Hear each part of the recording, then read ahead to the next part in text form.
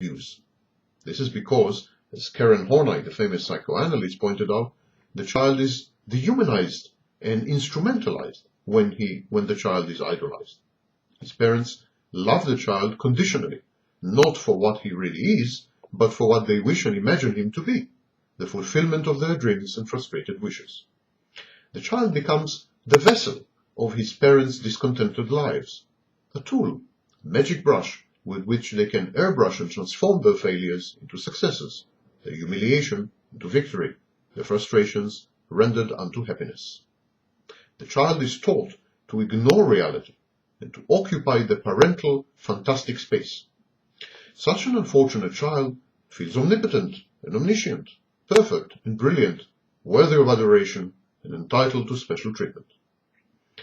The faculties that are honed and created and generated by constantly brushing against bruising reality, faculties such as empathy, compassion, a realistic assessment of one's abilities and limitations, realistic expectations of oneself and others, personal boundaries, teamwork, social skills, perseverance, and goal orientation, not to mention the ability to postpone gratification and to work hard to achieve it, all these capacities and abilities are lacking or missing altogether in the narcissistic child turned adult.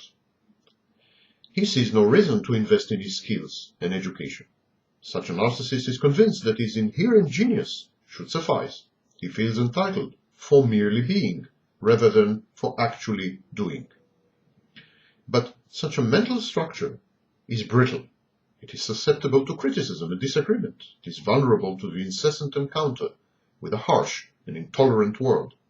Deep inside, narcissists of both kinds, those created by classic abuse and those wrought and yielded by being idolized, both types of narcissists feel inadequate, phony, fake, inferior, and deserving of punishment.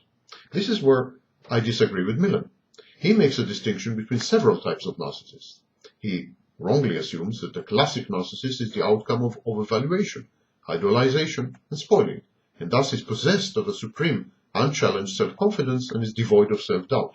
According to Millen, the second type of narcissist, the compensatory narcissist, is the one who falls prey to nagging self-doubts, feelings of inferiority, and a masochistic desire for self-punishment.